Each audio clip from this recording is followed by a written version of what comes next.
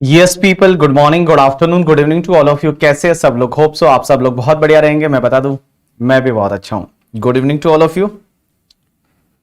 चलिए, तो आज क्या पढ़ने वाले हैं? तो आज हम लोग सबसे पहले जो पढ़ने वाले हैं दैट इज आपको बुक में एक अपडेटेड रिटर्न करके कॉन्सेप्ट है जो पेंडिंग था, जो आज अपन पढ़ेंगे। तो चलिए आ जाइए, एक न्यू कॉन्सेप्ट इसी साल से आया by FinanceTech 2022 से, and this concept is applicable from the 1st April 2022। 1st April 2022 से आया है एंड इसी साल से आया है। तो सबसे पहले हम एक कॉन्सेप्ट पढ़ेंगे दैट इज अपडेटेड रिटर्न। तो एक सेक्शन डाली गई लॉ में, सेक्शन 139 सब सेक्शन 8A करके, और 139 8A is related to the updated return. Updated return ये कॉन्सेप्ट ऐड किया गया, नई सेक्शन ऐड की गई by finance act 2022 and this is applicable from 1st April 2022। Means 1st अप्रैल 2022 से ये सेक्शन लॉ में डाली गई।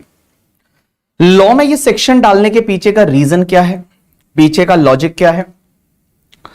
तो लॉ मेकर्स बोलते हैं, निर्मला सीतारमण जी बोलती है कि अगर आपका रिटर्न फाइल करने से रह जाता है तो आप कब तक रिटर्न फाइल कर सकते हो? मैंने आपको बताया था section 139(4) that is related to the belated return. लेकिन आपने देखा होगा बिलेटेड रिटर्न फाइल करने के लिए भी अभी टाइम लिमिट बहुत ज्यादा क्रैश कर दिया है।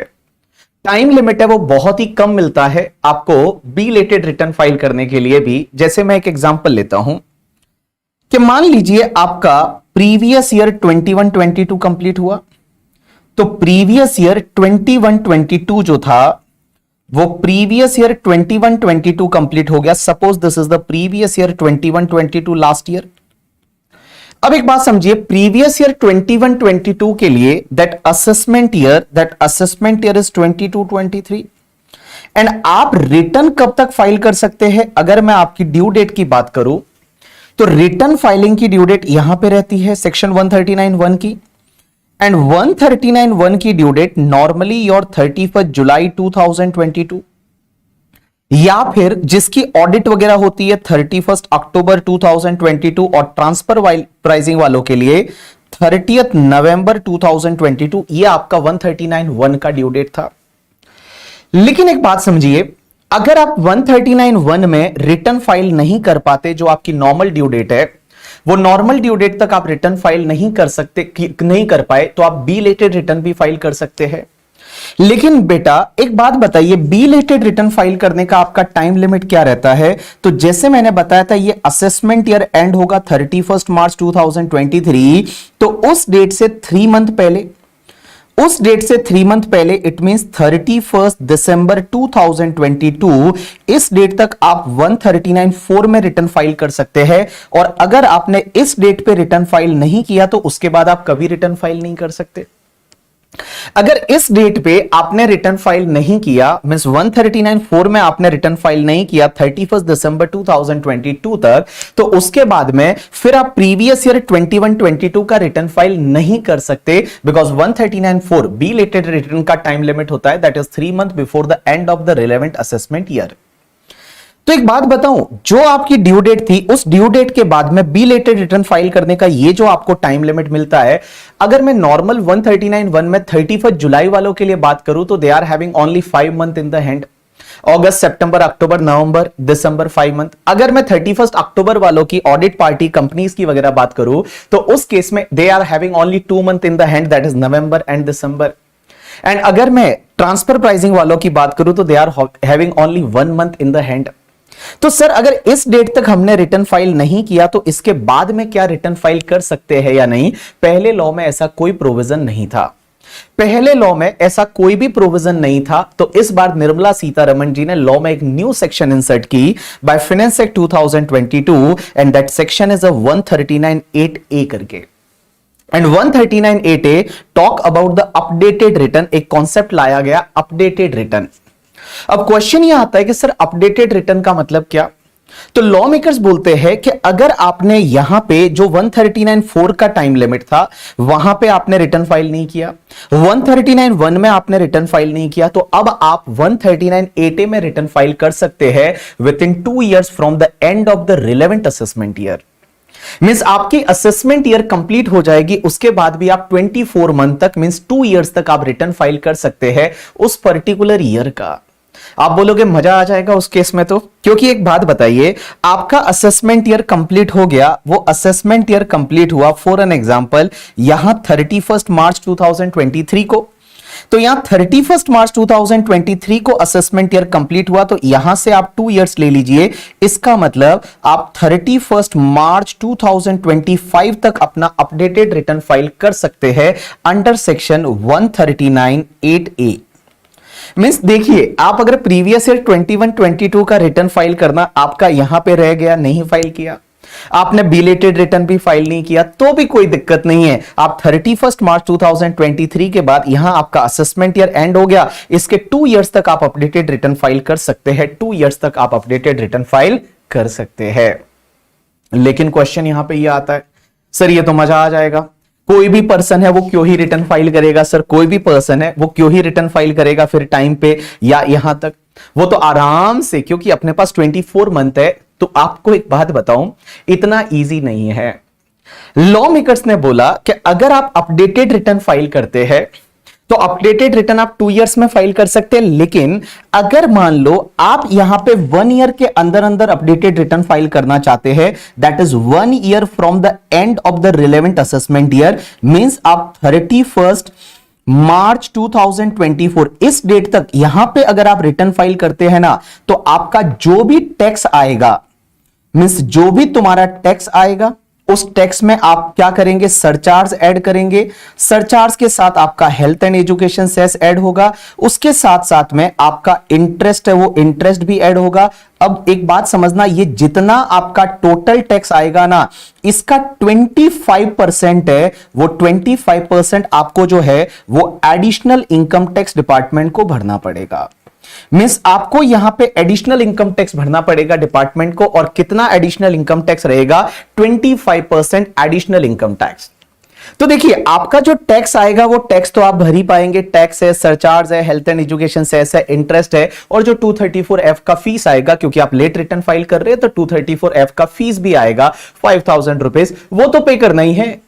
लेकिन उसके साथ साथ में जो भी तुम्हारा टैक्स है, सरचार्ज है, health and education cess, interest है, उसका 25% है, वो आपको एडिशनल इनकम टैक्स डिपार्टमेंट को पे करेंगे। You have to pay the additional income tax of the 25% to the department, क्योंकि आप लेट रिटर्न फाइल कर रहे हैं। मींस आपकी ये सब डेट जा चुकी है, उसके बाद हम आपको अपडेटेड रिटर्न अलाउ कर रहे हैं। लेकिन अपडेटेड रिटर्न अगर आप फाइल करना चाहते हैं तो अपडेटेड रिटर्न में जो भी आप इनकम डिस्क्लोज कर रहे हैं, जो भी आप इनकम डिक्लेयर कर रहे हैं, इनकम जो बता रहे हैं, उस पे जो टैक्स आएगा वो तो पे करना ही है। उसके साथ साथ में आपको 25% एडिशनल इनकम टैक्स पे करना रहेगा। लेकिन बेटा, अगर मान लो आप जो है वो इस पर्टिकुलर पीरियड में रिटर्न फाइल कर रहे हैं, मींस 12 मंथ का टाइम जा चुका है, 12 month from the end of the relevant assessment year जा चुका है, 12 month from the end of the relevant assessment year जा चुका है, और आप अगर यहां पे रिटर्न फाइल कर रहे हैं, इस पर्टिकुलर पीरियड में रिटर्न फाइल कर रहे हैं, तो जो भी तुम्हारा टैक्स, इंटरेस्ट, सेस, सरचार्ज जो भी आएगा, उसका आपको 50% एडिशनल टैक्स है वो गवर्नमेंट को भरना पड़ेगा। मींस 50% है वो एडिशनल टैक्स आप गवर्नमेंट को भरना पड़ेगा। तो उस पर्टिकुलर केस में आपको अलाउ किया जाएगा अपडेटेड रिटर्न फाइल करने के लिए। तो बड़ा सिंपल सा कॉन्सेप्ट है कि देखिए, आप अपडेटेड रिटर्न आप तभी फाइल कर पाएंगे, पहली चीज तो जो भी टैक्स आएगा, और वो टैक्स पे आपको, अगर आप 12 मंथ मींस बिकॉज 2 years का टाइम है, असेसमेंट ईयर के बाद 24 मंथ, इट मींस अगर आप 12 मंथ के अंदर अंदर अपडेटेड रिटर्न फाइल कर रहे हैं तो जो भी एडिशनल टैक्स आएगा उसका 25% एडिशनल टैक्स, जो भी टैक्स आएगा उसका एडिशनल आपको इनकम टैक्स है वो 25%, और अगर आप असेसमेंट ईयर के एंड से 1 year हो चुका है, उसके बाद में अगर आप अपडेटेड रिटर्न फाइल कर रहे हैं तो 50% ऑफ द एडिशनल टैक्स है वो आपको पे करना पड़ेगा। सरचार्ज तभी आएगा जब आपकी इनकम वो लिमिट से ज्यादा होती है। मींस सरचार्ज इज एप्लीकेबल तभी जब आपकी इनकम है, जैसे इंडिविजुअल एचयूएफ, एओपी, बीओआई के केस में 50% से 50 लाख रुपए से ज्यादा होती है तो ही सरचार्ज लगता है। अब एक और चीज समझना, आपके दिमाग में एक तो डाउट पक्का आया होगा, और डाउट क्या क्या आए होंगे वो मैं बता दूं। पहले मैं जो मेरे डाउट्स है वो बता देता हूं, ठीक है। जो पहले जो है मैं एक्सप्लेन कर लेता हूं, उसके बाद में आपके जो जो डाउट आ रहे हैं वो डाउट मैं सब रिजॉल्व कर दूंगा, आप टेंशन बिल्कुल ना लीजिए करके, ठीक है। सर क्वेश्चन यहां पे ये आता है कि आप बोल रहे हैं कि आप अपडेटेड रिटर्न फाइल कर सकते हैं इस पर्टिकुलर 2 ईयर में। अगर आपने यहां तक रिटर्न फाइल नहीं किया, इस 2 इयर्स में आप अपडेटेड रिटर्न फाइल कर सकते हैं। लेकिन सर एक बात बताइए, अगर हमने यहां पे रिटर्न ऑलरेडी फाइल किया हुआ है तो भी क्या अपडेटेड रिटर्न फाइल कर सकते हैं या नहीं? मैं बताऊं, अगर आपने ऑलरेडी रिटर्न फाइल किया हुआ है, जैसे फॉर एन एग्जांपल आपने पहले रिटर्न 139(1) में फाइल किया हुआ है, या पहले रिटर्न आपने 139(4) में फाइल किया हुआ है, या फिर आपने रिवाइज रिटर्न किया हुआ है 139(5) में, क्वेश्चन ये आता है क्या आप अपडेटेड रिटर्न फाइल कर सकते हैं या नहीं? आंसर इज यस, आप कर सकते हैं। आप अपडेटेड रिटर्न कर सकते हैं, इसका मतलब इन सिंपल वर्ड, एक बात बताइए, पहले आपने कोई भी रिटर्न फाइल नहीं किया, अगर आपने कोई भी रिटर्न फाइल नहीं किया, सीधा आप 139(8) में रिटर्न फाइल करना चाहते हैं, अपडेटेड रिटर्न कर सकते हैं? आंसर इज यस, बिल्कुल कर सकते हैं। या फिर पहले आपने रिटर्न फाइल किया है अंडर सेक्शन 139(1) या 139(4) में, आप पहले रिटर्न फाइल किए हुए हैं और अब वापस आप एक नया रिटर्न अपडेटेड रिटर्न फाइल करना चाहते हैं, आप कर सकते हैं? आंसर इज यस, आप कर सकते हैं, इसमें कोई भी दिक्कत नहीं है। इन लोगों ने आपको अलाउ किया है कि आप अपडेटेड रिटर्न फाइल कर सकते हैं, भले आपने पहले रिटर्न फाइल किया है अंडर सेक्शन 139(1), 139(4) या 139(5) जैसे रिवाइज रिटर्न किया हुआ है, तो आप क्या करेंगे? अपडेटेड रिटर्न कर सकते हैं। आंसर इज यस, आप अपडेटेड रिटर्न कर सकते हैं। लेकिन एक और चीज समझना, एक और चीज समझना सर, एक चीज समझना, एक और चीज समझना सर, अपडेटेड रिटर्न कुछ कुछ केसेस में आप नहीं कर सकते। कौन कौन से केसेस में नहीं कर सकते? पहली चीज तो आप अपडेटेड रिटर्न में कभी भी आप लॉस नहीं बता सकते। अपडेटेड रिटर्न में आप लॉस नहीं बता सकते। क्या हम लॉस का अपडेटेड रिटर्न फाइल कर सकते हैं क्या? जैसे फॉर एन एग्जांपल आपने रिटर्न फाइल किया ही नहीं था और आप भूल गए थे, आपको लॉस हुआ था, तो क्या लॉसेस का आप अपडेटेड रिटर्न फाइल कर सकते हैं? आंसर इज नो, लॉसेस का आप अपडेटेड रिटर्न फाइल नहीं कर सकते। मींस कभी भी आप लॉसेस का अपडेटेड रिटर्न फाइल नहीं कर पाएंगे। दूसरी चीज, अब हुआ क्या, जैसे मान लो पहले मैंने रिटर्न फाइल किया था अंडर सेक्शन 139(1) और उसमें मैं लॉस बताया था। पहले 139(1) में रिटर्न फाइल हुआ था, उसमें मैंने लॉस बताया था। अब मैं 139(8) में रिटर्न फाइल करना चाहता हूं, तो क्या मैं अब इसमें लॉस बता सकता हूं क्या? जैसे पहले मैंने लॉस बताए थे for an example 10 lakh rupees, और अब उसी ईयर का मैं अपडेटेड रिटर्न फाइल करना चाहता हूं, और मैं क्या करना चाहता हूं, यहां पे for an example 2 lakh rupees के लॉस बताना चाहता हूं, क्या मैं फाइल कर सकता हूं? आंसर इज नो, आप नहीं कर सकते। Means updated return loss return नहीं हो सकता अगर आपने पहले फाइल नहीं किया था करके, ठीक है, तो सीधा लॉस अपडेटेड रिटर्न में आप नहीं बता सकते।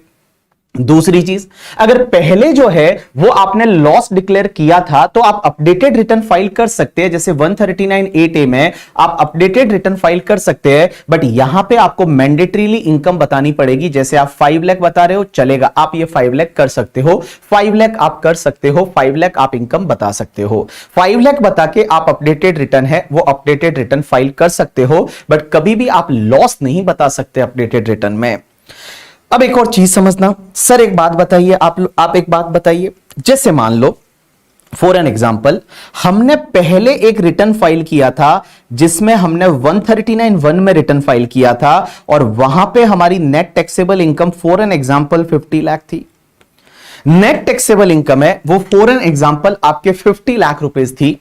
अब आपने क्या किया, आप 139(8) में अपडेटेड रिटर्न फाइल करना चाहते हैं, और 139(8) में आप अपनी नेट टैक्सेबल इनकम को डिक्रीज करके और 40 लाख करना चाहते हैं, क्या आप अपडेटेड रिटर्न फाइल कर सकते हैं? आंसर इज नहीं कर सकते। मींस आप कभी भी अपनी जो है, आप कभी भी अपनी इनकम को डिक्रीज नहीं कर सकते। अपडेटेड रिटर्न में आप कभी भी अपनी जो इनकम है उस इनकम को आप डिक्रीज नहीं कर सकते। पहले 139(1) में सपोज 50 लाख बताया था, तो 139(8) में आप 40 लाख नहीं बता सकते, लेकिन 139(8) में फॉर एन एग्जांपल आप जो है क्या यहां पे 70 लाख बता सकते हैं? आंसर इज यस, यहां 70 लाख आप इनकम को कर सकते हैं, बट कभी भी कम नहीं कर सकते। चलिए एक और चीज समझना सर, एक बात बताइए, तीसरा पॉइंट, जैसे मान लो आपने पहले रिटर्न फाइल किया ही नहीं था, आप रिटर्न फाइल करना भूल गए थे, रिटर्न आपने फाइल किया ही नहीं था, अब आपका बड़ा टीडीएस कटा हुआ था, तो आपका बहुत टीडीएस टीसीएस कटा हुआ था, तो आपने सोचा यार अपन तो भूल गए थे रिटर्न फाइल करना, तो क्या आप अपडेटेड रिटर्न फाइल करके रिफंड क्लेम कर सकते हैं क्या? Answer is no. आप अपडेटेड रिटर्न में कोई भी रिफंड क्लेम नहीं कर सकते। आप जो है वो अपडेटेड रिटर्न में कभी भी आप रिटर्न फाइल है, सॉरी रिफंड है, वो रिफंड क्लेम नहीं कर सकते। अपडेटेड रिटर्न में आपको कभी भी रिफंड नहीं मिलेगा। अगर रिफंड का केस है तो आप अपडेटेड रिटर्न है वो आप फाइल नहीं कर सकते। It is not allowed when you are claiming the refund. आप रिफंड क्लेम नहीं कर सकते इन द अपडेटेड रिटर्न। तो जैसा जैसा आप सोच रहे थे, आई थिंक आपके जो डाउट्स है वो क्लियर होते जाएंगे, जा रहे हैं, क्योंकि आप जो इतना गलत गलत सोच रहे थे कि हम तो ये कर लेंगे, हम तो वो कर लेंगे, वो कुछ करने का मौका नहीं मिलेगा। मिस कुल मिला के अपडेटेड रिटर्न सिर्फ गवर्नमेंट के फायदे के लिए लाया है। क्या आप गवर्नमेंट को कुछ ना कुछ फायदा देना चाहते हैं, गवर्नमेंट को कुछ ना कुछ फायदा देना चाहते हैं, तो उस पर्टिकुलर केस में ही आप अपडेटेड रिटर्न फाइल कर सकते हैं। अब एक और चीज समझना, अगर किसी भी ईयर में मान लो सर्च हो जाता है, किसी भी ईयर में आपका सर्च हो जाता है, सर्च का मतलब रेड हो गई। अब एक बात समझिए, सर्च हो गया तो लोग क्या कोशिश करेंगे कि जैसे ही रेड हो जाती है, रेड में कुछ चीजें मिली, वो फटाफट पिछले साल का अपडेटेड रिटर्न फाइल कर देंगे। लॉ मेकर्स बोलते हैं नहीं, अगर आपकी सर्च हो गई तो सर्च के केस में आप अब अपडेटेड रिटर्न फाइल नहीं कर सकते। जिस ईयर में सर्च हुई है उस ईयर का एज वेल एज उसके पिछले जितने भी ईयर्स है जिसके लिए टाइम लिमिट अपडेटेड रिटर्न की है, उस ईयर का आप अपडेटेड रिटर्न फाइल नहीं कर सकते। तो जैसे ही रेड हुई, जैसे फॉर एन एग्जांपल रेड हुई, सर्च हुआ करके, तो सर्च के केस में what people will try to do कि जैसे ही सर्च हुआ, रेड हुई, वो क्या करेंगे कि इनकम डिक्लेयर कर देंगे लास्ट ईयर की, और फिर बता देंगे हमने तो लास्ट ईयर की इनकम थी ये, और अपडेटेड रिटर्न में बता देंगे। और अपडेटेड रिटर्न पे क्या लगेगा भैया, ज्यादा से ज्यादा यहां कोई पेनल्टी तो लगेगा नहीं, 25% एडिशनल टैक्स लगेगा, वो पे कर देंगे करके, ठीक है। तो उस पर्टिकुलर केस में लॉ मेकर्स बोलते हैं कि अगर आपके केस में कोई सर्च हो गया है तो सर्च के केस में जिस ईयर में सर्च हुआ उस ईयर एंड उसके पिछले सालों का आप कोई भी अपडेटेड रिटर्न फाइल नहीं कर सकते। या फिर आपके केस में कोई सर्वे हुआ है, आपके केस में कोई सर्वे हुआ है, survey you know that section 133A में मैंने बताया था सर्वे। अगर सर्वे हुआ है तो सर्वे के केस में आप कभी भी अपडेटेड रिटर्न उस साल का एंड उसके पिछले ईयर्स का फाइल नहीं कर पाएंगे। बट इसमें एक एक्सेप्शन है कि अगर आपका टीडीएस टीसीएस सर्वे हुआ है, टीडीएस टीसीएस सर्वे बहुत ही एक नॉर्मल सर्वे होता है, जैसा मैंने बताया था, एक टीडीएस टीसीएस की कंप्लायंस चेक करके जाते हैं, तो टीडीएस टीसीएस सर्वे हुआ है तो आप अपडेटेड रिटर्न फाइल कर सकते हैं। बट अदरवाइज अगर कोई सर्वे हुआ है तो आप अपडेटेड रिटर्न फाइल नहीं कर पाएंगे। अब एक चीज समझना, जो सर्च हुआ है वो आप पे नहीं हुआ है, सर्च किसी और पर्सन पे हुआ है। जैसे फॉर एन एग्जांपल सर्च हुआ है वो मेरे किसी रिलेटिव पे हुआ है, और वहां से उसके ऑफिसर को वहां पे कुछ ऐसी असेट मिली है, कुछ ऐसी बुक्स ऑफ अकाउंट्स मिली है जो मेरे को बिलोंग करती है, मेरे से रिलेटेड है। तो उसका असेसिंग ऑफिसर क्या करेगा, वो असेट है, बुक्स ऑफ अकाउंट्स है, वो मेरे एओ को हैंडओवर करेगा। तो उस केस में यह माना जाएगा मेरे पे भी रेड हुई है। तो उस पर्टिकुलर केस में मैं भैया इस साल एंड उसके पिछले सालों का अपडेटेड रिटर्न है वो अपडेटेड रिटर्न फाइल नहीं कर पाएंगे। मैं अपडेटेड रिटर्न है वो अपडेटेड रिटर्न फाइल नहीं कर पाऊंगा। तो इन सिंपल वर्ड, रेड हो गई, अपडेटेड रिटर्न फाइल नहीं होगा। सर्वे हो गया, आप अपडेटेड रिटर्न फाइल नहीं कर सकते। किसी और के केस में रेड हुआ था और भैया वहां पे कोई books of accounts, asset, documents ऐसा मिला है जो आपको बिलोंग करता है, आपसे रिलेटेड है, और आपके एओ को वो हैंडओवर कर दिया, तो उस केस में आप जो है फिर भैया आप भी अपना अपडेटेड रिटर्न फाइल नहीं कर पाएंगे। एक और चीज समझना, एक बार अगर आप किसी भी ईयर का 139(8)A में अपडेटेड रिटर्न फाइल कर चुके हैं तो बाबू उसी ईयर का वापस से आप 139(8)A में अपडेटेड रिटर्न फाइल नहीं कर सकते। मींस अगर आप एक साल का, फॉर एन एग्जांपल एक पर्टिकुलर ईयर का आपने अपडेटेड रिटर्न 139(8)A में फाइल कर लिया है तो उस पर्टिकुलर ईयर का वापस से आप 139(8)A में अपडेटेड रिटर्न है वो फाइल नहीं कर सकते। एक और चीज समझना, किसी ईयर का ऑलरेडी अगर असेसमेंट चालू हो गया है, किसी ईयर का ऑलरेडी अगर असेसमेंट है, वो असेसमेंट आपका प्रोसीडिंग चालू हो गया है, तो उस पर्टिकुलर ईयर का आप अपडेटेड रिटर्न फाइल नहीं कर सकते। किसी ईयर का अगर मान लो आपका असेसमेंट चालू हो गया है तो उस पर्टिकुलर ईयर का आप अपडेटेड रिटर्न है वो फाइल नहीं कर पाएंगे। You are not allowed to file the updated return for that particular year, जिसका प्रोसीडिंग ऑलरेडी पेंडिंग है, तो आप अपडेटेड रिटर्न फाइल नहीं कर पाएंगे। तो चलिए एक काम करते हैं, आप लोग आपकी बुक पे आइए और बुक में हम समझते हैं कहां कहां पे अपडेटेड रिटर्न फाइल कर सकते हैं, कहां कहां पे नहीं कर सकते, कैसे कर सकते हैं, क्या है, कितना आपको एक्स्ट्रा टैक्स लगेगा, कैसे कैलकुलेशन होगा, वो सब चीजें मैं आपको सिखा दूंगा। आप मुझे सिर्फ आधा घंटा और दीजिए, आधे घंटे में सब चीजें आपकी हो जाएगी। तो आ जाइए सब लोग, आपकी बुक में दे रखा है on the page number I think 287 पे, और मैंने एग्जाम्पल क्रिएट किए हैं, एग्जाम्पल्स के साथ में दे रखा है इंटरेस्ट कैलकुलेट कैसे होगा, क्या होगा, सब मैं चीजें आपको सिखा दूंगा। डोंट वरी, जो मैं पढ़ा रहा हूं आगे आने वाले आधे घंटे तक आप सिर्फ मेरे साथ में बने रहिए, ढंग से बने रहिए, सब चीजें आपको समझ में आ जाएगी। तो देखिए सेक्शन 139(8) क्या बोलती है, अपडेटेड रिटर्न। मैंने यहां पे लिखा है कि student may do this part after completing the interest topic for the better understanding. Better understanding के लिए आप इंटरेस्ट का टॉपिक कैलकुल पहले सीख लीजिए, क्योंकि 234 एबीसी है वो वापस से यहां रिकैलकुलेट होंगे। 234 एबीसी है वो वापस यहां पे रिकैलकुलेट होंगे। तो देखिए अपडेटेड रिटर्न बोलते किसको है, any person may furnish an updated return of his income or for the income of any other person in respect of which he is accessible.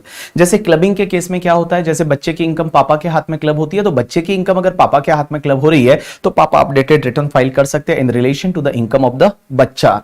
The provision of this section are applicable from the 1 April 2022 से ये provision लगेंगे। Time limit क्या है, updated return under section 139(8) can be submitted at any time within the 24 month from the end of the relevant assessment year. For instance, suppose updated return for the assessment year 22-23, last date will B 31st March 2023 and 2 year if you calculate that is the 31st March 2025 तक आप updated return file कर सकते हैं। आगे क्या दे रखा है, who can submit the updated return. So guys, updated return can be submitted by any person whether or not he has furnished the return under section 139(1), 139(4), 139(5) for any assessment year. Means whether you have filed earlier any return or not, you can file the updated return. आगे कुछ point दे रखे हैं other points में। पहला point, if the person has sustained a loss for any previous year and he has already submitted a return of loss for that year, अगर आपका कुछ loss हुआ था और उस ईयर का रिटर्न आप ऑलरेडी फाइल कर चुके हैं within due date under section 139(1), he can furnish the updated return for that year under section 139(8) where such return is a return of income। आप return of income he file कर सकते हैं, वापस आप updated return में आप return of loss file नहीं कर सकते। आप रिटर्न ऑफ लॉस है वो आप फाइल नहीं कर सकते। आगे क्या दे रखा है, अब एक और चीज समझना, if as a result of submitting updated return under section 139(8) the quantum of carry forward of loss or unabsorbed depreciation or MAT AMT credit is to be reduced for any subsequent year, then the updated return shall be furnished for each such subsequent year also। इसका मतलब क्या हुआ, जैसे for an example आपने क्या किया, assessment year 21-22 के लिए फॉर एन एग्जांपल पहले आपने लॉस डिक्लेयर किया था 5 लाख का। अब एक बात समझिए, 5 लाख का आपने लॉस डिक्लेयर किया था उस ईयर के लिए और ये रिटर्न आपने 139(1) में पहले फाइल किया था, तो losses can be carry forward. अब क्या हुआ, इस साल के लिए आप अपडेटेड रिटर्न फाइल करते हैं अंडर सेक्शन 139(8) और आप लॉसेस ना बता के और आप अपनी इनकम बता देते हैं, और इनकम कितनी बताते हैं, 2 लाख रुपीस। आप 2 लाख रुपीस है वो आप अपनी इनकम बताते हैं, कितनी बताते हैं, 2 लाख रुपीस आप अपनी इनकम बताते हैं। तो एक बात बताइए, जब आप इनकम बताते हैं तो ये लॉसेस लैप्स हो जाएंगे उस साल के। अब आपने क्या किया होगा, इसको कैरी फॉरवर्ड करके अगले साल सेट ऑफ किया होगा। आपने ये लॉसेस को कैरी फॉरवर्ड करके अगले साल दैट इज असेसमेंट 22-23 में आपने इसको सेट ऑफ किया होगा, तो 22-23 के लिए भी आपको अपडेटेड रिटर्न फाइल करना पड़ेगा। तो 22-23 के लिए भी आपको अपडेटेड रिटर्न है वो आपको फाइल करना पड़ेगा। तो यहां पे इन्होंने वही बोला है कि अगर अपडेटेड रिटर्न की वजह से किसी ईयर का जो लॉसेस कैरी फॉरवर्ड हुआ था, अनअब्सॉर्ब्ड डेप्रिसिएशन कैरी फॉरवर्ड हुआ था, MAT AMT credit carry forward हुआ था, उसमें अगर कुछ चेंज हुआ है तो वो सबसीक्वेंट ईयर के लिए भी आपको अपडेटेड रिटर्न है वो फाइल करना पड़ेगा करके। ठीक है, चलिए उसके बाद when updated return can not be submitted, कुछ ऐसे केसेस है जहां पे आप अपडेटेड रिटर्न फाइल नहीं कर सकते। कहां पे, if the following cases updated return cannot be submitted। पहला, if updated return is a return of the loss, अगर लॉस का रिटर्न है अपडेटेड रिटर्न तो आप फाइल नहीं कर सकते। दूसरा, if updated return has the effect of decreasing the total tax liability, आपकी अपडेटेड रिटर्न में टैक्स लायबिलिटी डिक्रीज हो रही है।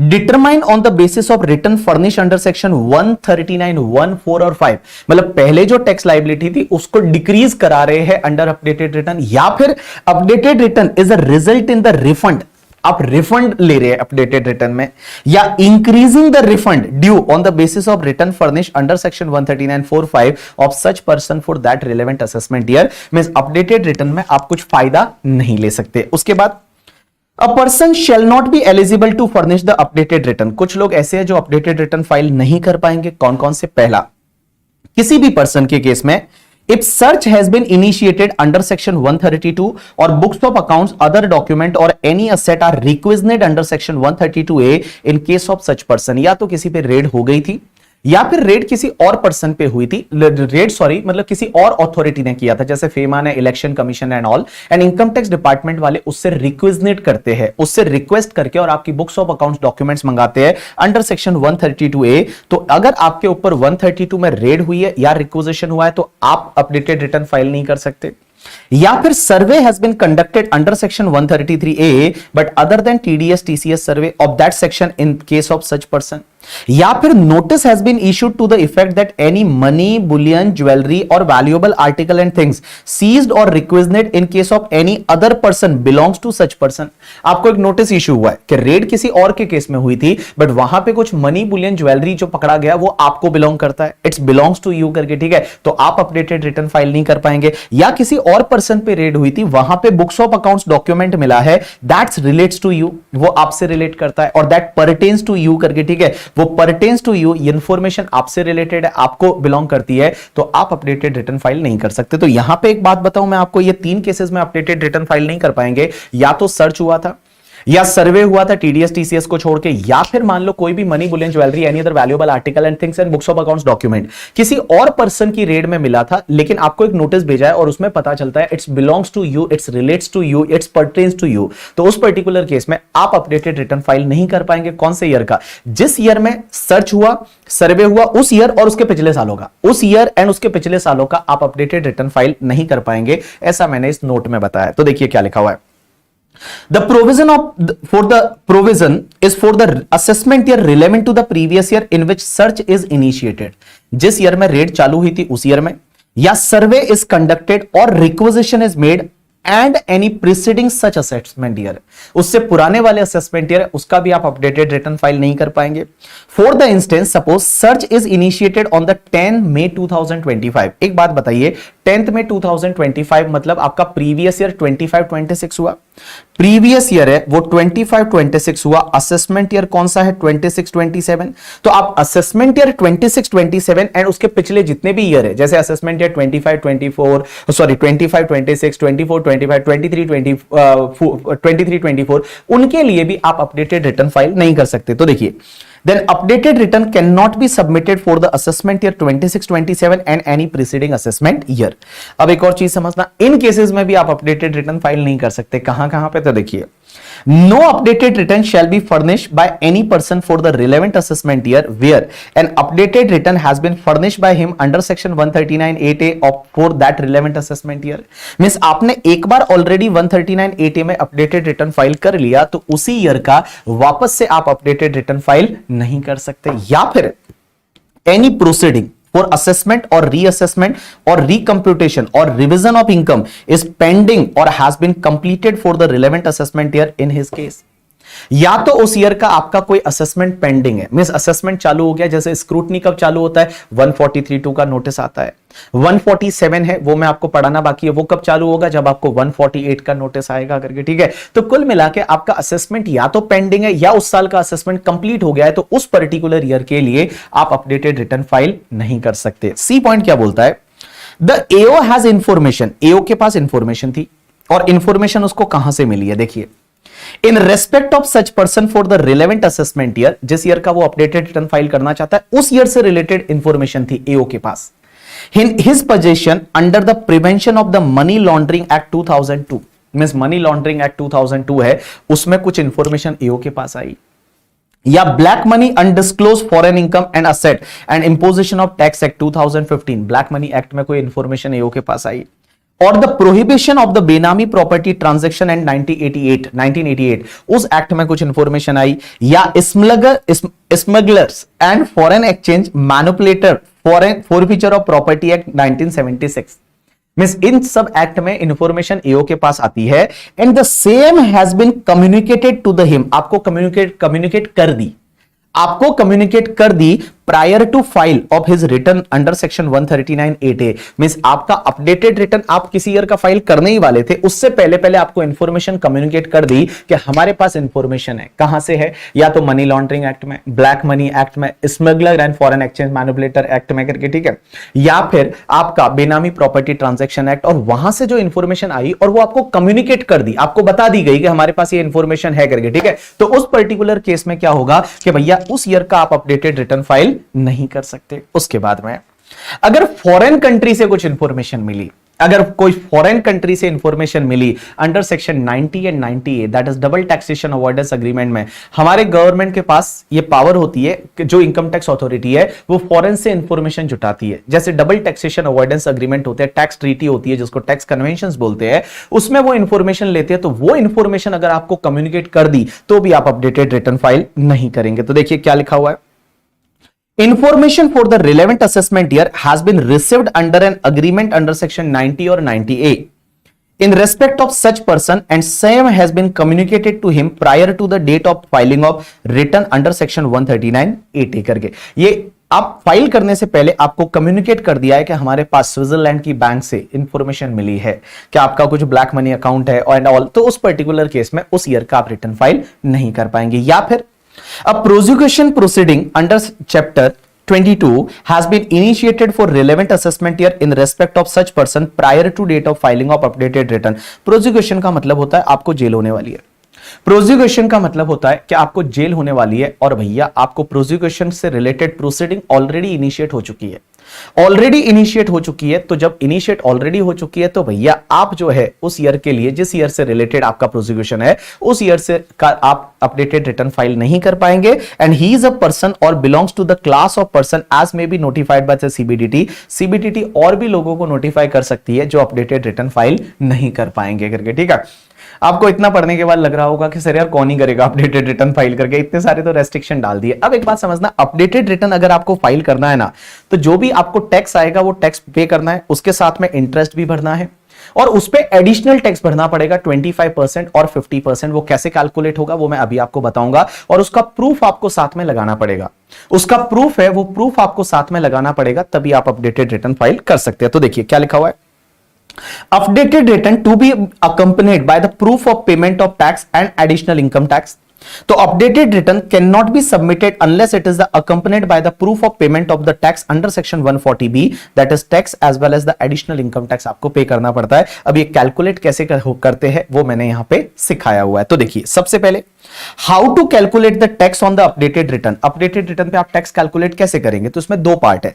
पहले आपने रिटर्न फाइल किया ही नहीं, पहली बार आप फाइल कर रहे हैं, या फिर पहले आपने रिटर्न फाइल किया था और आप अपडेटेड रिटर्न है वो आप फाइल कर रहे हैं, तो क्या होगा। तो देखिए सबसे पहले मैं ये सिखाऊंगा कि आप फर्स्ट टाइम रिटर्न फाइल कर रहे हैं, आप पहले कर ही नहीं पाए, आप सीधा ही अपडेटेड रिटर्न पहली बार फाइल कर रहे हैं, तो क्या होगा। तो देखिए mode of computation of tax including additional tax is given in section 140B as follows। first part where assessee has not furnished the return earlier, means पहली बार आप अपडेटेड रिटर्न फाइल कर रहे हैं, that is the first time, means you have not filed return earlier, पहला return file कर रहे हैं और वो सीधा अपडेटेड रिटर्न है, तो क्या होगा।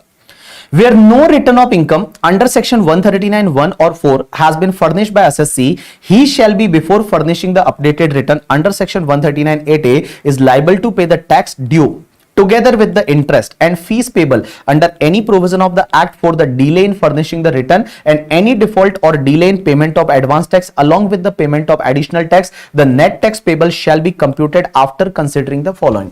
सर हम पहली बार रिटर्न फाइल कर रहे हैं लेकिन हमारा सर कोई टीडीएस टीसीएस पहले कटा हुआ है, क्या उसका क्रेडिट देंगे। आंसर इज बिल्कुल देंगे, जो आपका टीडीएस टीसीएस कटा है उसका क्रेडिट देंगे हम। अगर कोई एडवांस टैक्स आपका पे किया है, आपने ऑलरेडी पे किया, क्या उसका क्रेडिट देंगे। आंसर इज यस, बिल्कुल देंगे। आपका कोई एएमटी क्रेडिट है, मैट क्रेडिट है, उसका क्रेडिट देंगे, बिल्कुल देंगे। अगर आपको कोई रिलीफ रिबेट मिलती है उसका क्रेडिट मिलेगा। आंसर इज यस, बिल्कुल मिलेगा। लेकिन मैं बताऊं नेट इफेक्ट आपको और टैक्स पे करना ही आना चाहिए। नेट इफेक्ट आप रिफंड नहीं ले सकते, रिफंड आएगा तो भैया आप अपडेटेड रिटर्न फाइल नहीं कर सकते। Such updated return shall also be accompanied by the proof of payment of such tax, additional tax and interest and fees under section 234F। चलिए एक काम करते हैं, प्रैक्टिकल क्वेश्चन देखते हैं, उससे आपके मन में क्लैरिटी है वो क्लैरिटी आएगी। चलो पहले मैं आपको कंप्यूटेशन ऑफ एडिशनल टैक्स वाला पार्ट बता देता हूं। तो अगले पेज पे मैंने दे रखा ऑन द पेज नंबर 290, देखिए computation of additional tax. Additional tax कैसे निकालते हैं, तो additional tax payable at the time of the furnishing of updated return calculated as follows. If the updated return is furnished after expiry of the time available under section 139(4)(5), जो आपका time limit था उसके बाद आपने updated return file किया है करके, ठीक है, but before completion of the 12 month from the end of the relevant assessment year, means 12 महीने के अंदर अंदर, तो 25% of aggregate of tax plus surcharge health and education cess and interest as computed above. तो आपका जो टैक्स आएगा plus surcharge अगर लगता है तो health and education cess plus interest, उसका 25% आपको एडिशनल पे करना है। एंड आप 12 मंथ के बाद बट विद इन 24 मंथ कर रहे हैं तो 50% ऑफ द एग्रीगेट टैक्स है वो आपका एडिशनल टैक्स हो जाएगा। चलिए एक काम करते हैं, सीधा क्वेश्चन पे चलते हैं। अगले पेज पे मैंने एक क्वेश्चन दे रखा है, एग्जाम्पल नंबर 1। देखिए इंटरेस्ट कैसे कैलकुलेट होगा, क्या होगा, वो सब चीजें हम यहां पे सीखेंगे। तो देखिए क्या लिखा हुआ है, example number 1। Mr. BB, 33 years, is a resident individual. So I am a resident individual. He does not submit his return of income for the assessment year 21-22. तो assessment year 21-22 का मैंने रिटर्न फाइल नहीं किया। अगर updated return file करना है तो मैं कब तक कर सकता हूं, 31 मार्च 2024 तक कर सकता हूं, 2 years from the end of the relevant assessment year. Income tax department not initiated any proceeding for the assessment year 21-22. He intend to submit the return of income for the assessment year 21-22 under section 139(8)(a). तो 139(8)(a) में वो return file करना चाहता है on my birthday that is 10 दिसंबर 2022। तो मैंने उस साल का रिटर्न फाइल नहीं किया था 21-22 का, मैं क्या चाहता हूं 10 दिसंबर 2022 को अपना रिटर्न फाइल करना चाहता हूं अपडेटेड रिटर्न। क्योंकि एक बात बताइए, मेरा ड्यू डेट तो जा चुका होगा। ड्यू डेट कब होता है, 21-22 के लिए ड्यू डेट आपका 31 दिसंबर 2021 रहा होगा, तो वो 139(4) का तो जा चुका है ऑलरेडी। अपडेटेड रिटर्न आप 31 मार्च 2024 तक फाइल कर सकते हैं। आप फाइल करना चाहते हैं 10 दिसंबर 2022 को। तो देखिए क्या दे रखा है, the following information is available. Total income declare कर रहा हूं मैं 45,15,000। मेरा एडवांस टैक्स मैंने पे किया था 1 जनवरी 2021 को। क्योंकि एक बात बताइए, असेसमेंट ईयर 21-22 इसका मतलब प्रीवियस ईयर 2021 रहेगा। तो 2021 में I have paid the advance tax of 3 lakh rupees. उसके बाद मेरा TDS TCS as per 26AS TDS कटा हुआ है वो 70,000 है। Due date of the filing of return under section 139(1) जो मेरा 31 जुलाई 2021 था। Mister BB wants to know whether or not updated return can be submitted and tax liability which is required to pay assume he has not opted the section 115 BAC। तो आपको बताना है कि क्या अपडेटेड रिटर्न फाइल कर सकते हैं, नहीं, आंसर इज यस कर सकते हैं। ठीक है, पहले रिटर्न फाइल नहीं किया, 2 इयर्स का टाइम गया नहीं, अभी तो 1 ईयर के अंदर अंदर ही कर रहे हैं। बिकॉज आप एक बात समझिए, 31 मार्च 2023 तक अगर आप करोगे तो वो तो 1 ईयर के अंदर अंदर तो 25% ऑफ एडिशनल टैक्स आएगा। चलिए तो हम कैसे कैलकुलेट करेंगे, सबसे पहले ले लीजिए income as per the updated return that is the 45,15,000। उस पे कैलकुलेटर लीजिए आप साथ में, और कैलकुलेटर से आप टैक्स कैलकुलेट करिए। तो स्लैब रेट से अगर आप टैक्स निकालते हैं तो अप टू 250 कोई टैक्स नहीं है, 250 से 5,12,500, 5 लाख से 10 लाख आपका 1 लाख, और 10 लाख से लेके 45,15,000 तक आपका 10,54,500। तो टोटल टैक्स आपका ये आ गया। क्या सरचार्ज लगेगा, आंसर इज नो, सरचार्ज नहीं लगेगा। क्यों नहीं लगेगा सरचार्ज, बिकॉज आपका यहां पे इनकम जो है वो 50 लाख से ज्यादा नहीं है, सरचार्ज नहीं लगेगा। हेल्थ एंड एजुकेशन सेस लगेगा, answer is yes, health and education cess लगेगा। तो here it's comes to the 12,13,680 है, वो आपका नेट टैक्स आ जाएगा, tax as per the return. अब एक बात समझिए, जो आपका टीडीएस टीसीएस है उसका क्रेडिट मिलेगा, आंसर इज यस। तो आपका टीडीएस टीसीएस 70,000 है, उसका क्रेडिट ले लीजिए। आपने जो एडवांस टैक्स पे किया था, और ये एडवांस टैक्स आपने कौन सी डेट को पे किया था, आपको पता है मैंने एडवांस टैक्स 1 जनवरी 2021 को पे किया था। 1 जनवरी 21 को मैंने एडवांस टैक्स पे किया था कि बिकॉज प्रीवियस ईयर 2021 था। तो ये भी क्रेडिट ले लीजिए। अब आपके पास टैक्स कितना पे करना आता है, 8,43,680 आ रहा है। अब एक चीज समझिए, 234 एबीसी के इंटरेस्ट वापस से कैलकुलेट होंगे। अब आप ये समझेंगे कि भाई 234 एबीसी के इंटरेस्ट है वो यहां पे वापस से कैलकुलेट होंगे। अब 234 ए क्योंकि वापस से क्या एक बार भी कैलकुलेट नहीं हुए, तो पहला रिटर्न फाइल कर रहे हो तो 234 एबीसी के रिटर्न इंटरेस्ट है वो कैलकुलेट होंगे। 234 ए का इंटरेस्ट किस लिए लगता है कि अगर आपने लेट रिटर्न फाइल किया, तो रिटर्न लेट फाइल कर रहे हो, ऑब्वियसली लेट फाइल कर रहे हो। आपकी ड्यू डेट क्या थी, 31 जुलाई 2021 थी, और आप तो रिटर्न फाइल कर रहे हो 10 दिसंबर 2022 में, तो आप ऐसे भी लेट रिटर्न फाइल कर रहे हो। तो जो भी टैक्स पेबल आता है eight the time of filing of return, तो टैक्स पेबल आ रहा है eight the time of filing of return 8,43,680। तो 8,43,680 है, वो आप ले लीजिए। इस पे आपको कैलकुलेट करना है तो 8,43,600, बिकॉज मैंने आपको बताया जब भी इंटरेस्ट कैलकुलेट करते हैं इन इनकम टैक्स हमेशा राउंडेड ऑफ करना है इन द लोएस्ट 100 में। मिस आपको लोएस्ट वाले 100 में जाना है, 100 के ऊपर का फ्रैक्शन है वो आपको छोड़ देना है। तो यहां पे 843,600 मल्टीप्लाई बाय 1%, मल्टीप्लाई इंटरेस्ट कब से लगेगा, आपका रिटर्न फाइलिंग का ओरिजिनल ड्यू डेट क्या था, ओरिजिनल ड्यू डेट था दैट वाज 31 जुलाई 2021, वहां से लेके मींस 1 अगस्त 2021 से लेके और अब आप रिटर्न कब फाइल कर रहे हैं 10 दिसंबर 2022 तक, तो वहां तक आपको इंटरेस्ट लगेगा 1% पर मंथ और पार्ट ऑफ द मंथ की रेट से। दूसरा 234B का इंटरेस्ट किस लिए लगता है, शॉर्ट पेमेंट और not payment of advance tax. तो एक बात बताइए आपको एडवांस टैक्स कितना भरना चाहिए अपडेटेड रिटर्न के हिसाब से 12,13,680 माइनस 70,000, बट आपने पे कितना किया है 3 लाख, तो मैं बताऊं 843,680 का आपका short payment of advance tax है। तो 843,680 पे आपको ये इंटरेस्ट लगेगा 1% पर मंथ और पार्ट ऑफ द मंथ। और एक बात बताइए कब से लगता है, 1 अप्रैल ऑफ असेसमेंट ईयर से, 1 अप्रैल ऑफ असेसमेंट ईयर से लगता है। और कब तक लगेगा, ये लगेगा जब आप रिटर्न फाइल कर रहे हो तब तक, और उस दिन जिस दिन आप टैक्स पे कर रहे हो। I assume that you have paid the taxes on the 10 December 2022 only, तो 1 अप्रैल 2021 से लेके और टिल 10 दिसंबर 2022 तक आपको ये इंटरेस्ट लगेगा।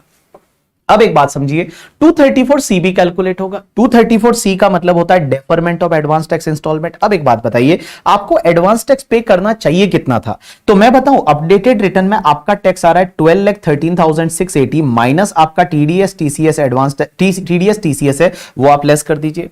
तो यहां पे अगर मैं टीडीएस टीसीएस लेस कर देता हूं तो देखिए मेरे पास बैलेंस कितना बचता है, मेरे पास कैलकुलेटर है नहीं, तो यहां पे आपका आई थिंक 11,43,680 बचेगा। तो 11,43,680 है, इतना आपके पास बचता है, इतना एडवांस टैक्स आपको पे करना चाहिए था। पहली इंस्टॉलमेंट में आपको 15% करना चाहिए, तो देखिए पहली इंस्टॉलमेंट में तो आपने किया ही नहीं, आपने तो एडवांस टैक्स कब पे किया है 3 लाख, 3 लाख भी पे किया है वो आपने 1 जनवरी 2021 को, मींस आपने 4th इंस्टॉलमेंट में पे किया है।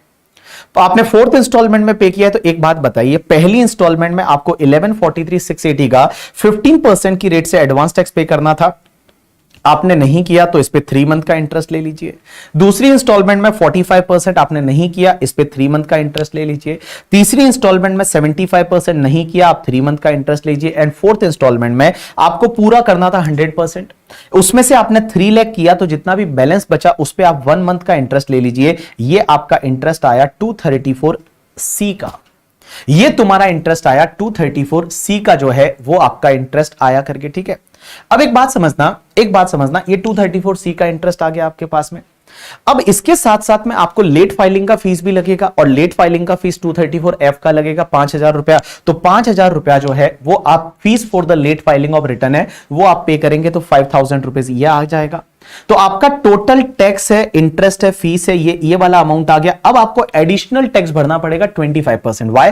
Because you are filing the updated return within the 1 year from the end of the relevant assessment year, because your assessment year was 21-22 and 21-22 का आप 31 मार्च 2023 से पहले फाइल कर रहे हैं, 31 मार्च 2023 से पहले फाइल कर रहे हैं। तो आपको क्या होगा यहां पे बेटा, आपको जो है वो 25% एडिशनल इनकम टैक्स भरना पड़ेगा। बट एडिशनल इनकम टैक्स किसका लेना है पता है? टैक्स का, सरचार्ज का, हेल्थ एंड एजुकेशन सेस का एंड इंटरेस्ट का, फीस पे नहीं लगेगा, फीस पे नहीं लगेगा। तो फीस आपका 5,000 रहने दीजिए। अब ये देखिए 10,23,998 इसमें तो फीस भी जुड़ा हुआ है, तो फीस 5,000 को हटा दीजिए तो 12,18,998 आया। इसका 25% है, ये आपका एडिशनल टैक्स पे करना पड़ेगा, ये एडिशनल टैक्स पे कर दीजिए। इतना आप टैक्स पे करके और आप अपडेटेड रिटर्न है वो गवर्नमेंट को फाइल कर सकते हैं।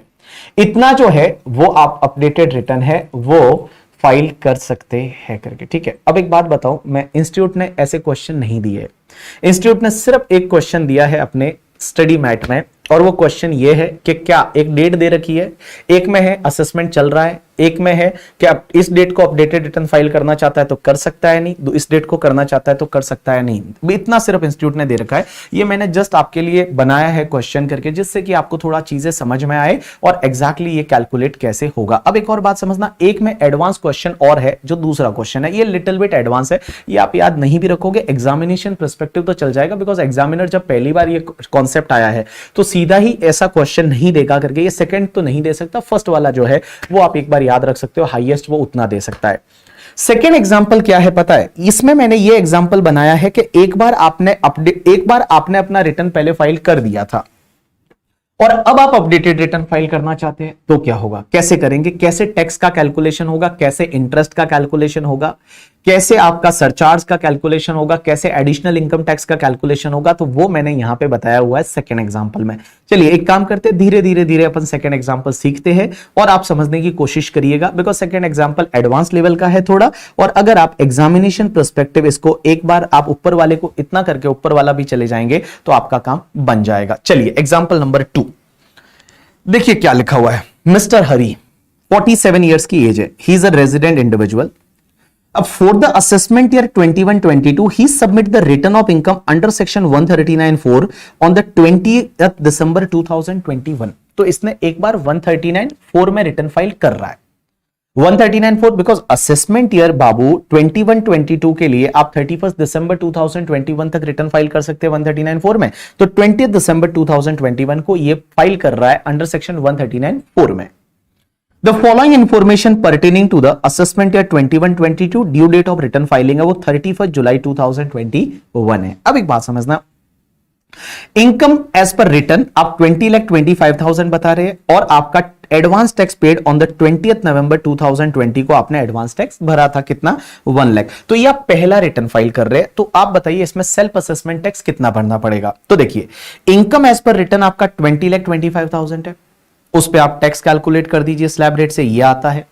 उसके साथ में आप जो है ये इंटरेस्ट का कैलकुलेशन देखिए, आप एक काम करिए, यहां एग्जांपल नंबर 2 जो है सिर्फ ये इंटरेस्ट का कैलकुलेशन, ये तो मैंने पहले आपको करा रखा है, तो वही आप इंटरेस्ट का कैलकुलेशन सिर्फ देख लीजिए आप करके, ठीक है। और इंटरेस्ट का कैलकुलेशन देख के मुझे बता दीजिए यहां तक आपका कोई सही है या नहीं। एग्जांपल नंबर 2, एग्जांपल 3 2 के कंटिन्यूशन में कराऊंगा कि एक बार आपने 139(4) में रिटर्न फाइल कर दिया और अब आपका मूड है कि अपडेटेड रिटर्न फाइल करने का, तो कैसे होगा करके, ठीक है। तो चलिए एक बार आप यहां तक देखिए, मैं आपको 1-2 मिनट का टाइम देता हूं, मैं पानी पी लेता हूं, तब तक आप एग्जांपल नंबर 2 को एक बार कैलकुलेटर से चेक कर लीजिए। मैं भी कैलकुलेटर लेके आता हूं।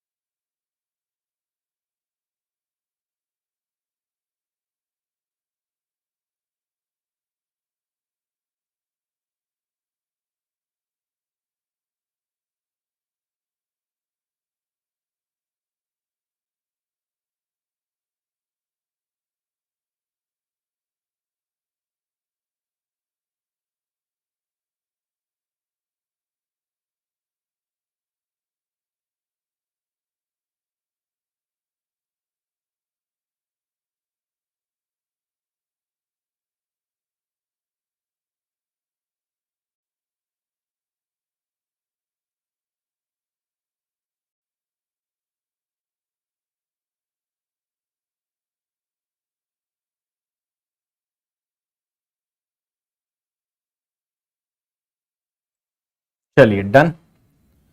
चलिए एक चीज जो आपको पता चली कि यहाँ में सर टीडीएस टीसीएस तो आपने ऊपर तो दिया ही नहीं है, बट यहाँ पे टीडीएस टीसीएस भी आपने लेस किया है। तो एक बात समझना, tax as per return TDS TCS 1,30,000 है, ये मैंने लेस किया है। तो आप यहाँ पे क्वेश्चन में लिख लीजिए, जहां आपने एडवांस टैक्स लिखा है उसके पास में आप क्वेश्चन में लिख लीजिए यहाँ पे टीडीएस टीसीएस 1,30,000। आप क्वेश्चन में लिख लीजिए टीडीएस टीसीएस 1,30,000। तो चलिए पहले आपका टीडीएस टीसीएस डिडक्ट हुआ था 1,30,000। तो 1,30,000 टीडीएस टीसीएस है और 20 नवंबर को आपने एडवांस टैक्स भरा था वो 1 लाख, बाकी इतना टैक्स आया। फिर आपने 234 एबीसी का कैलकुलेशन किया, एफ का फीस जोड़ा, ये आपने नॉर्मल टैक्स, ये सेल्फ असेसमेंट टैक्स आप भर चुके हो जब आपने रिटर्न फाइल किया था अंडर सेक्शन 139(4) करके। यस, अब एक चीज समझना, मैंने आगे दे रखा है 143(1) का इंटीमेशन आया and there is no change in the income, so there is no refund or demand under section 143(1). Processing में कुछ भी चेंज नहीं हुआ। अब आगे जाके हो क्या रहा है अब समझना, इससे आ गया। Now this is the new part, updated return वो फाइल करना चाहता है। तो देखिए क्या दे रखा है, for assessment year 21-22 Hari wants to declare an additional income of 35,50,000। वो एडिशनल इनकम डिक्लेयर करना चाहता है, वो चाहता है मैं एडिशनल इनकम डिक्लेयर करूं 35,50,000 which was not included in the original return by mistake of his accountant। Accountant जो है वो भैया उसने मिस्टेक कर दी और वो इनकम लेना ही भूल गया था और उसके बाद में हरी को लगा यार पकड़े गए तो मर जाएंगे, तो इससे अच्छा है अपडेटेड रिटर्न फाइल करो, एक्स्ट्रा टैक्स भर के और छुट्टी पाओ करके। किसी ने सोचा होगा ना ऐसा क्यों फाइल करते होंगे, क्योंकि देखो किसी को डर लगता है कि यार कभी पकड़े गए तो फिर क्या ही मतलब, पकड़े जाएंगे, बेटर है यार फाइल करो एडिशनल टैक्स भर के और छुट्टे हो जाओ, वैसी वाली चीज है। तो देखिए which was not included in the original return by the mistake of accountant, TDS against this income is 2,80,000 as per form number 26AS which was also not claimed in the original return। तो एक income थी जो 35,50,000 की जो आप declare करना रह गया था और भैया उसके सामने एक टीडीएस भी था जो आपने पहले क्लेम नहीं किया है ओरिजिनल रिटर्न में। तो अब आप क्लेम कर सकते हो, आंसर इज एब्सोल्युटली यस, आप कर सकते हैं। एज वेल एज द आप इस इनकम को जोड़ दीजिए और उस पर टैक्स कैलकुलेट करिए। तो अब देखिए आपका एडिशनल इनकम टैक्स किस पे करना पड़ेगा, 25% और 50%। पहली चीज तो ये कब फाइल कर रहा है, तो देखिए he wants to know the tax implication if he submit the updated return on the 10th March 2024 under section 139(8)A। So 8A में ये फाइल कर रहा है असेसमेंट ईयर 21-22 का। तो एक बात बताइए, असेसमेंट ईयर 21-22 है, ये आपका एंड कब होगा? असेसमेंट ईयर 21-22 एंड होगा 31 मार्च 2022 और वहां से बेटा 2 साल का टाइम लिमिट कब आता है? 31 मार्च 2024। और यहां पे 24 मंथ, इसका मतलब 1 साल के बाद में ये फाइल कर रहा है 10 मार्च 2024 को कर रहा है। Answer is yes. So 50% of additional tax है वो आपको पे करना पड़ेगा। मींस एडिशनल टैक्स आपका 50% आएगा, जो भी अब टैक्स आएगा उसका। तो कैसे कैलकुलेट करेंगे? तो सबसे पहले आप एक काम करिए, income as per updated return. Updated return की अब इनकम कैसे लेंगे? जो ओरिजिनल रिटर्न में इनकम आपने बताई थी और प्लस कर दीजिए अब आप एडिशनल इनकम कितना बताना चाहते हैं। तो ओरिजिनल रिटर्न में आपने 20,25,000 बताया था, अब आप एडिशनल बताना चाहते हैं कितना? 35,50,000। तो आपका टोटल हो गया 55,75,000। इस पे आप टैक्स कैलकुलेट कर लीजिए। तो इस पे आप टैक्स कैलकुलेट किए, तो टैक्स कैलकुलेट किया तो आपका यहां पे आ गया दैट इज द 14,85,000 का टैक्स आया। अब सरचार्ज लगेगा, answer is yes. Whenever your income is more than 50 lakh तो आपको सरचार्ज लगेगा। कितना परसेंट लगेगा? 10% लगेगा। More than 50 lakh up to 1 crore individual के केस में सरचार्ज इज 10%। ऐड करिए सरचार्ज, ऐड करिए हेल्थ एंड एजुकेशन सेस, तो इतना अभी आपका टैक्स आ रहा है। अब एक बात समझिए, इसमें से आपका टैक्स ऑलरेडी कितना पे हो चुका है? तो एक तो आपका टीडीएस टीसीएस है जो 130 आपने ओरिजिनल में क्लेम किया था वो वापस क्लेम करेंगे, क्योंकि वो इनकम वापस यहां कंसीडर कर रहा हूं 20,25,000। तो उस टाइम पे जो आपका टीडीएस टीसीएस था, एडवांस टैक्स था, वो वापस लेस कर दीजिए। तो देखिए एक तो टीडीएस वो पुराना वाला और एक तुम्हारा अभी 280 जो नई इनकम मिली है उसके सामने का टीडीएस भी पहले आपने क्लेम नहीं किया था, अब आप क्लेम कर रहे हैं। तो टोटल हो गया 4,10,000 एंड आपका एडवांस टैक्स आपने 20 नवंबर 2020 को पे किया था, वापस ले लीजिए एडवांस टैक्स, इतना टैक्स आया। अब एक बात बताइए, आपने सेल्फ असेसमेंट टैक्स 2,06,800 तो पे किया था ना जब आपने पहले रिटर्न फाइल किया था। तो पहले रिटर्न फाइल करते टाइम आप 2,06,800 सेल्फ असेसमेंट टैक्स पे कर चुके थे, क्योंकि आप देखिए आपने यहां पहले रिटर्न फाइल किया तो 2,06,800 का आप सेल्फ असेसमेंट टैक्स पे किए थे। तो सेल्फ असेसमेंट टैक्स पे किए थे आपने, सेल्फ असेसमेंट टैक्स है वो आपने पे किया था, तो ये भी आप लेस कर दीजिए। अब इसके बाद में आपका बैलेंस कितना बचता है, ये बैलेंस कितना बचता है, इस पे अब आपको इंटरेस्ट कैलकुलेशन होंगे। अब इंटरेस्ट में देखिए सबसे पहला 234A का इंटरेस्ट। 234A का इंटरेस्ट किस लिए लगता है? लेट रिटर्न फाइलिंग पे, बट आपने रिटर्न तो फाइल किया था पहले। एक बात बताओ, पहले आपने रिटर्न तो फाइल किया था ना, तो क्वेश्चन ये आता है कि 234A का इंटरेस्ट अब अपडेटेड रिटर्न तक लगेगा ना बाबा ना। देखो लास्ट वाले क्वेश्चन में क्या था, आप पहली बार रिटर्न फाइल कर रहे थे, लास्ट वाले क्वेश्चन में आप पहली बार सीधा 139(8A) में फाइल कर रहे थे, तो आपका 234A का इंटरेस्ट है वो 8A का रिटर्न फाइल हो रहा था तब तक लग रहा था। बट इसमें तो पहले आपने किया था ना 139(4) में, तो इंटरेस्ट 139(4) में जो 5 महीने का डिले था आपका रिटर्न फाइलिंग का, 5 महीने का डिले कैसे था आपका, जुलाई में करना था, अगस्त, सितंबर, अक्टूबर, नवंबर एंड दिसंबर, 20 दिसंबर 2021 को किया था, तो इंटरेस्ट 5 मंथ के लिए ही लगेगा, लेकिन अमाउंट चेंज हो जाएगा। अमाउंट क्या लेंगे अपन कि भैया एक बात बताइए, इंटरेस्ट 234A का किस पे लगता है कि रिटर्न फाइल करते टाइम कितना टैक्स आ रहा है, सेल्फ असेसमेंट टैक्स का क्रेडिट नहीं देंगे, सेल्फ असेसमेंट टैक्स का क्रेडिट नहीं देंगे। एक प्रणय का केस लॉ बोलता था कि सेल्फ असेसमेंट टैक्स का क्रेडिट आप तभी देंगे जब वो आपकी रिटर्न फाइलिंग की ड्यू डेट से पहले पहले पे हुआ है। तो यहां पे एक बात बताइए, आपका 11,88,000 और 840, इस पे आप इंटरेस्ट कैलकुलेट करिए 1% पर मंथ की रेट से, और 5 मंथ का इंटरेस्ट यह आता है 59,440। बट बेटा पहले जब आपने रिटर्न फाइल किया था तो कुछ इंटरेस्ट तो पे किया था आपने। भाई एक बात बताइए, जब आपने पहले रिटर्न फाइल किया था तो पहले रिटर्न फाइल करते टाइम मैंने 10,340 का इंटरेस्ट पे किया था, अरे उसका तो क्रेडिट दो मुझे। भाई उतना इंटरेस्ट तो मैं पहले पे कर चुका हूं, तो 10,340 का क्रेडिट ले लीजिए। आंसर इज यस, 10,340 का आप क्रेडिट ले लीजिए, एडिशनल 49,100 का टैक्स आप अभी भर दीजिए। दूसरा 234B का इंटरेस्ट, 234B का इंटरेस्ट किस पे लगता है, short payment of advance tax पे। एक बात बताइए, अब आपका एडवांस टैक्स कुल मिला के मैं आपको बोलूं, आपको 11,88,840 का आपका शॉर्ट पेमेंट है। अब 11,88,840 पे ये इंटरेस्ट लगना चालू होगा, लेकिन एक बात बताइए, दिसंबर में आपने जब आपने पहले रिटर्न फाइल किया था तो दिसंबर में आपने 2,06,800 पे किया था, तो यहां पे 11,88,800 पे 9 मंथ का इंटरेस्ट लगेगा 1 अप्रैल ऑफ असेसमेंट ईयर से लेके, और जब आपने ओरिजिनल रिटर्न जब फाइल किया था belated return in the month of December, 9 month के लिए आपको 11,88,800, और उस टाइम पे आपने कितना 2,06,800 का टैक्स पे करा था, तो बैलेंस वाला टैक्स है उस पे आपको अब इंटरेस्ट लगेगा कब तक, जब आप अपडेटेड रिटर्न फाइल कर रहे हो, उसका टैक्स पे कर रहे हो उस दिन तक। तो अब आप अपडेटेड रिटर्न पे जो टैक्स पे कर रहे हैं वो 10 मार्च 2024 तक, तो यहां पे आपका 372,132 का इंटरेस्ट आया। और एक बात बताइए, क्योंकि दिसंबर तक, एक बात बताइए 1 अप्रैल 2021 से लेके और 20 दिसंबर 2021 पार्ट ऑफ द मंथ पूरा लेंगे, मींस पूरे दिसंबर तक आपको 11,88,800 पे लगेगा, और दिसंबर में आपने कुछ पेमेंट सेल्फ असेसमेंट टैक्स के थ्रू किया था, तो बैलेंस वाले पे जो है वो आपका 1 जनवरी 2022 से लेके और 10 मार्च 2024 जब आप अपडेटेड रिटर्न फाइल कर रहे हैं तब तक लगेगा।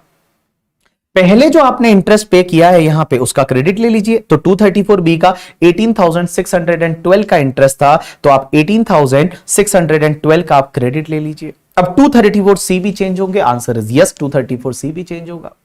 और 234C में अब अपन वापस कैलकुलेट करेंगे। अब हमारे लिए एडवांस टैक्स 12,88,840 इतना आपको एडवांस टैक्स पे करना था, क्योंकि एडवांस टैक्स के ऊपर वाला आपका जो ये अमाउंट आएगा, ये तो 11, इसमें एडवांस टैक्स ऐड कर दीजिए, तो आपका यहां पे आएगा 12,88,840, उस पे आप चारों इंस्टॉलमेंट कैलकुलेट कर लीजिए। और इसमें जो इंटरेस्ट आएगा, अब आपने पहले कितना इंटरेस्ट पे किया था वो आप लेस कर दीजिए, ये बचेगा इतना आपका इंटरेस्ट अब आएगा। आपको फीस जो है, फीस तो 5,000 था बट पहले ऑलरेडी पे हो चुका था, आप लेस कर दीजिए, आपका कुछ भी फीस अब नहीं आएगा। तो आपका एडिशनल देखिए, एडिशनल टैक्स है, सरचार्ज है, हेल्थ एंड एजुकेशन सेस, ये आपका एडिशनल आ गया, इस पे अब आप 50% एडिशनल टैक्स और दे दीजिए, इस पे 50% आप एडिशनल टैक्स और दे दीजिए, और ये आपका जो रहेगा इतना फिर आपको गवर्नमेंट को अभी पे करना पड़ेगा, इतना गवर्नमेंट को आपको पे करना पड़ेगा। विदिता एक बात बताइए, विदिता एक बात बताइए, विदिता बोल रही 234 11,88,800 पे क्यों लिया, तो किस पे लेंगे भाई? आप टैक्स पे करना आता eight the time of the filing of return, जो ओरिजिनल रिटर्न फाइल किया था उसके हिसाब से भी मैं बताऊं आपको इतना आना चाहिए। आपने ये सेल्फ असेसमेंट टैक्स का क्रेडिट थोड़ी देते हैं। 234A में मैंने बताया था कि tax payable at the time of filing of return, तो फाइलिंग ऑफ रिटर्न के इस टाइम पे तो 11,88,840 सेल्फ असेसमेंट टैक्स का क्रेडिट नहीं मिलता है, तो आप 11,88,840 पे आएगा करके, ठीक है। चलिए, सो this is the one question, थोड़ा एडवांस लेवल का क्वेश्चन है बट यस क्वेश्चन है करके, ठीक है। चलिए, तो यहां पे फिर थ्योरेटिकल पार्ट में मैंने समझा रखा है कि भैया आपने पहले रिटर्न फाइल कर दिया है तो आपको एडिशनल इनकम टैक्स कैसे निकालना है। तो एडिशनल इनकम टैक्स कैसे निकालना है, तो इसमें मैंने बताया है कि आप एक काम करिए, पहले रिटर्न फाइल कर रखा है ना, तो देखिए क्या लिखा है, if assessee has furnished the return under section 139(145) पहले referred as earlier return and he before submitting updated return is liable to pay the tax due together with the interest payable under any provision of act for any default or delay in payment of advance tax means interest वगैरह भी लगेगा along with the payment of additional tax as reduced by the amount of interest paid in the earlier return tax payable shall be computed after considering the following means self assessment tax आपका जो पहले पे किया वो less कर दीजिए, उसके साथ ऐसा कोई टीडीएस टीसीएस जिसका क्रेडिट पहले आपने नहीं लिया था, क्या लिखा हुआ है which has not been claimed as a earlier return वो ले लीजिए। अगर कोई ऐसा मैट क्रेडिट एएमटी क्रेडिट है या फिर आपका कोई रिबेट है जो पहले आपने क्रेडिट नहीं लिया है एएमटी क्रेडिट वगैरह तो वो अब आप ले लीजिए और भैया जो भी बचता है उस पर आप टैक्स वगैरह पे कर दीजिए। तो कुल मिला के जो सेकेंड एग्जाम्पल है वो इसी से रिलेटेड बात करता है। अब उसके बाद में मैंने यहाँ पे 234B दे रखा है कि 234B कैसे कैलकुलेट करना है। तो 234B कैसे कैलकुलेट करना है बड़ा सिंपल है, जैसा मैंने बताया उसमें करके उस एग्जांपल सेकंड वाले एग्जांपल में 234B कैसे कैलकुलेट होगा कि देखिए पहले 1 अप्रैल को अब कितना टैक्स आ रहा है तो उसमें से जितना self assessment tax in between पे कर दिया मींस जो आपके पहले रिटर्न के हिसाब से टैक्स आता था ना वो जो नॉर्मल रिटर्न के हिसाब से अब आपको अपडेटेड रिटर्न के हिसाब से टैक्स लेना है और अपडेटेड रिटर्न के हिसाब से टैक्स लेके और आपको कैलकुलेट करना है। ये आप नहीं भी पढ़ेंगे तो आपका काम बन जाएगा करके, ठीक है। अब एक बात समझना, ये अदर पॉइंट जो है ये अदर पॉइंट देखिए क्या दे रखे हैं। If no return earlier has furnished, interest payable under section 234A shall be calculated on the basis of tax on total income as declared in the updated return। अगर आपने पहले रिटर्न फाइल किया ही नहीं है तो अब 234A तो लगेगा, बट कब तक लगेगा जब आप अपडेटेड रिटर्न फाइल कर रहे हो तब तक लगेगा। बट अगर पहले रिटर्न फाइल किया हुआ है तो उस पर्टिकुलर केस में क्या होगा, पीरियड वो ही लेंगे जितना पहले डीले था। बट अगर मान लो पहले रिटर्न ही फाइल नहीं किया तो फिर पूरा ही आपका डीले है। चलिए, if earlier return is furnished, interest under section 234C also be computed after considering the total income furnished in the updated return as return income। जैसे आपका 234C भी पूरा चेंज हुआ, अभी मैंने बताया अपडेटेड रिटर्न में 234C पूरा चेंज हुआ।